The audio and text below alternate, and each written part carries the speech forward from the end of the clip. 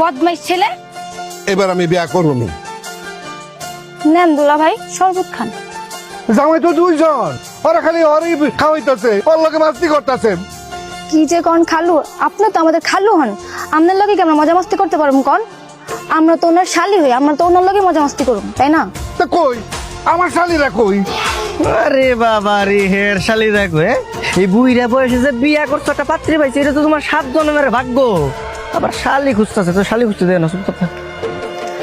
তাইলে দুলা ভাই সবকিছু ঠিকঠাক আছে তো? হ্যাঁ হ্যাঁ হ্যাঁ, সব ঠিক আছে। আচ্ছা এখন কেসিটা দাও, ফিতা কেটে আমরা ভিতরে ঢুকবো না? আগে টাকা দেন।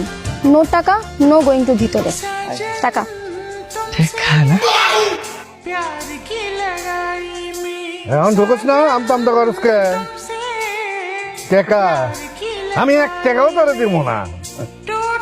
ও ঠিক আছে, মনে হয় যে আমার একাই দেরি হইব, বিয়াকে আমার একা